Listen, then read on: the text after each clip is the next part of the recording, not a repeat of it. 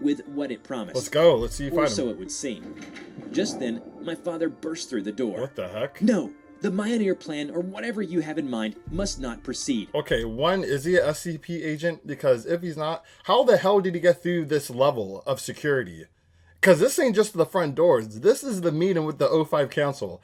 How did this goober just come out of nowhere? Like, y'all better explain that. Later, in the void. What's going on, everyone? It's your boy Savvy, and welcome back to the Savvy Show. And in today's episode, we have a unique SCP on our hands, because I didn't even think this creature was an SCP in the SCP universe. And this is SCP-722 Jörmungandr. So if you guys are familiar with that name, it's a creature in Norse mythology. It's a really big serpent that could wrap his whole body around the world, along with, you know, I think it's like the World Tree or something. And he fights Thor, I believe during Ragnarok, or one of the many battles Thor fights. And I forgot the conclusion, who won or not, but yeah, this is like a Norse mythology creature. So it's interesting to see this creature as a SCP. I'm getting so shocked because like the first time I was surprised like this is when I saw Cthulhu in the SCP universe, because that's a whole different, you know, creature in a whole nother genre. So it's interesting to see if this will be the same exact mythos like the North mythology one that they have with this SCP counterpart. So I'm excited, guys. If you guys are excited as well, please let me know by smashing that like button, especially if you enjoy the reaction. Let's try to get 100 likes on this one, guys. Let's get it popping. And also remember, smash the sub button if you're not already part of the family. And if you are new to the channel, I make content like this and other creepy videos on the channel, so you could dive deep. If you do enjoy them and you do enjoy my reaction style, this will be the best place to be to get your fix of SCP heat. And now, with that all out the way, there's nothing left to be said. Let's get this show started. Alright, SCP-722 Jörmungandr. Let's go. Viewer discretion is advised. According to Norse mythology and my drunk Swedish father, there exists a colossal and monstrous serpent. This serpent has its coils spread around the world and the World Tree. Okay. It will also battle the mighty Thor to the death. He said that the world serpent is no myth. It actually exists, and he has proof. Understandably, when I heard this, I chalked it up to my dad having a little too much to drink. But then he pulled out the pictures. What I saw was nothing short of mystifying. What the heck? And it made me feel incredibly small in the universe. Where was that picture taken? Because that serpent's supposed to be as big as the world. What the heck? Saw the body of a serpent that was easily dozens of feet wide and tall, spreading endlessly through a vast frozen cavern. When I asked my dad how he was even able to get such photos, or if they were real, he went silent for a minute. He then explained that it was an old friend of his, now passed away, who took them. Shortly after taking these photos and presenting them to my dad a few decades ago, his friend fell ill. It was just a fever at first, but then deafness followed, then blindness, and eventually paralysis, all in the span of 48 hours. He was cursed. What the heck? His flesh became necrotic and dripped off his body in chunks an hour or two before his death. My father called it the Curse of Jörmungandr. Hello everybody, I'm TheRubber. Today we bring you SCP Foundation Keter Class Object SCP-722. No way could contain it. SCP-722, also known as Jörmungandr, is an enormous serpentine entity found frozen in a glacial cavern in Greenland.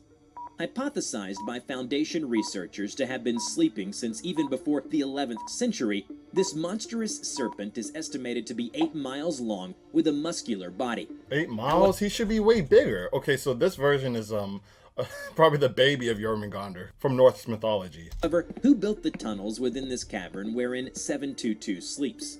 The Foundation does not know. What is known is that some portions of 722's head and tail are covered in an ancient Nordic script.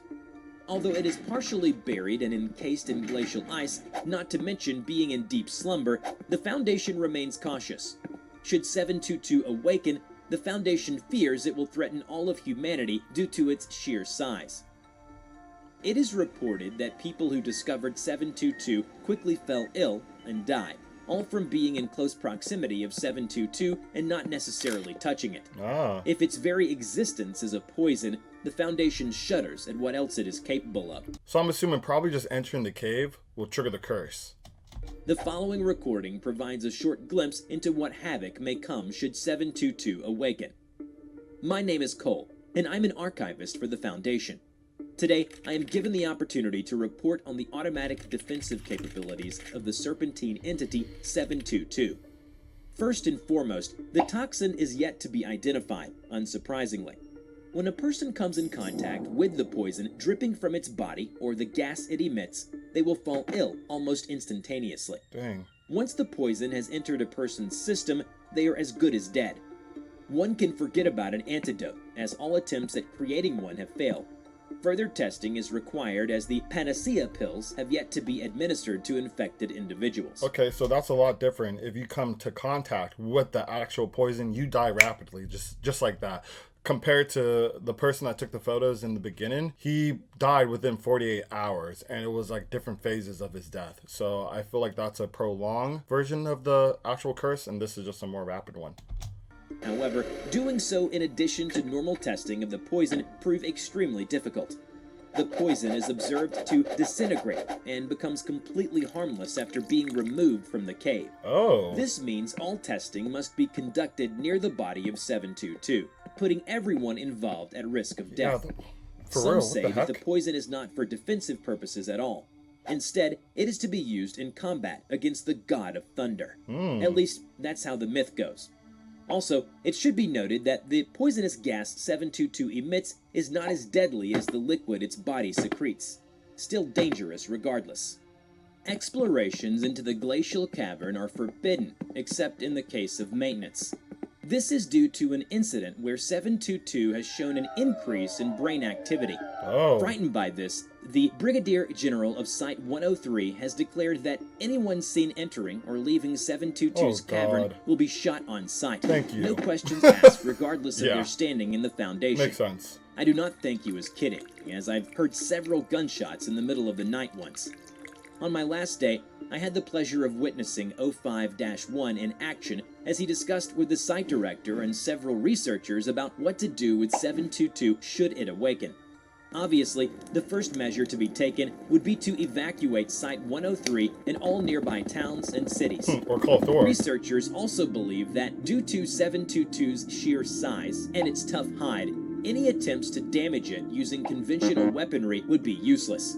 Our only chance would be to have several thaumaturgical cannons on Site-103 to try and kill it, and pray to God it works. It definitely wouldn't. Should this fail, Site Director L has proposed getting SCP-190-DE to help in containing or even slaying 722.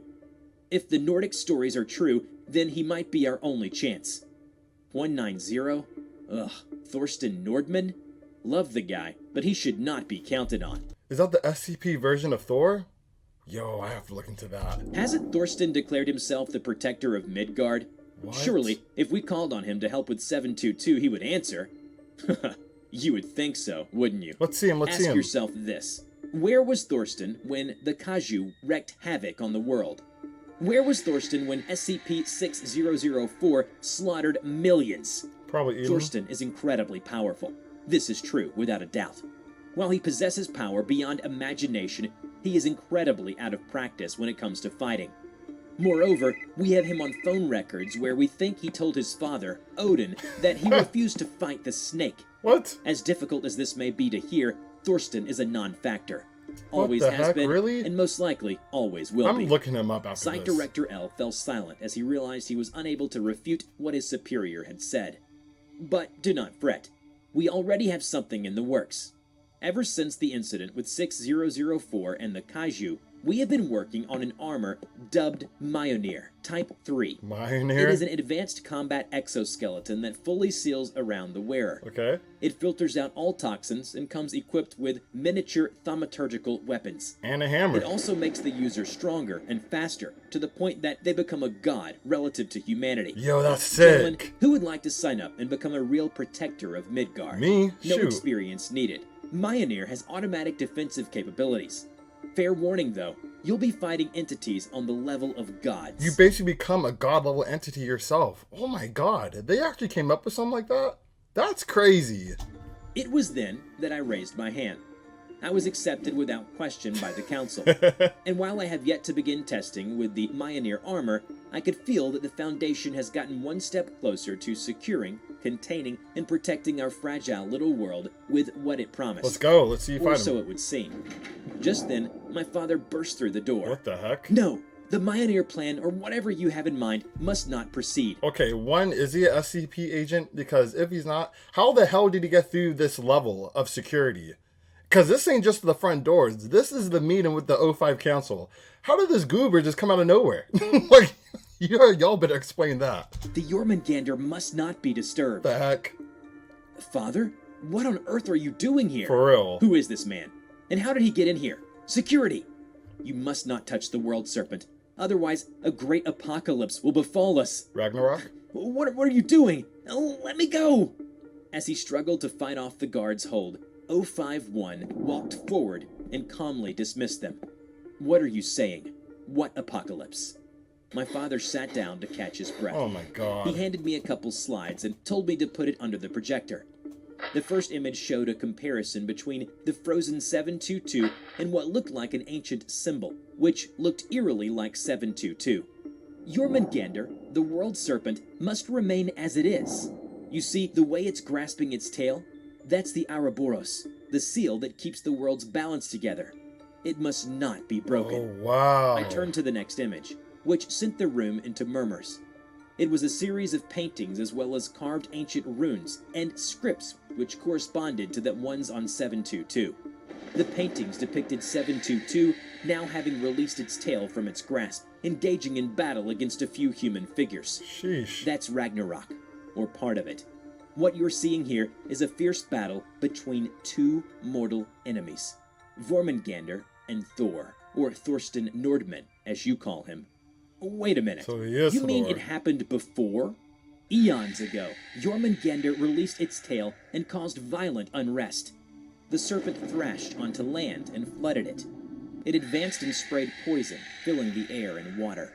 It confronted the gods, and Thor stepped forward to fight it. Yo. They fought a bloody battle that lasted days and nights.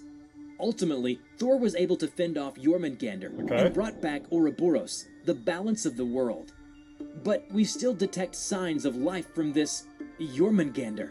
And if Thor could defeat it back then, surely he can do it again, and more easily this time with our gear. If he's willing. He won only because of the help from other gods. Why do you think Thor didn't help fend off 6004? Oh, he's The scared. poison of Jörmungandr wounded Thor deeply. It almost killed him if it wasn't for Yr's healing powers. Even then, the poison had severely crippled him. Another battle with an entity of such caliber would mean certain death. Oh, that makes sense. The room fell silent. 05-1 let out a sigh and walked out without saying anything. Site Director L only patted me on my shoulder and followed 05-1. Soon, everyone left the room. Only me and my father remained. I looked at the image and shuddered. If the gods had this much trouble to contain that thing, what chance do we even have? For real. I guess the glacier is the only thing standing between the continuation and end of civilization. Just leave him alone. Remember to check out my new anime. Okay, that was actually cool. I didn't know Thor was in this universe as well too. Damn, I'm really gonna look up that version. I'm assuming this is gonna be similar to, you know, the Mythos version of Thor, because Jörmungandr was the same pretty much. I just don't know why it's so small in this cave. It should be a lot bigger, unless the curse that, you know, I'm assuming the script's on his face. Feel like it might be safe to say that maybe Thor and his buddies put those seals on him to keep him frozen like that, and maybe that curse made him shrink his size so he could actually be, you know, held captive. But if you guys know, in the comment section below, let me know what you guys think about it, and, you know, answers to the questions I have for this SCP. And also remember, smash that like button if you did enjoy this reaction. Let's get 100 likes on this one, and smash that sub button and hit that bell so you don't miss an upload. And now, unfortunately, that concludes today's fire ass episode. However, I'll catch you guys on the next one.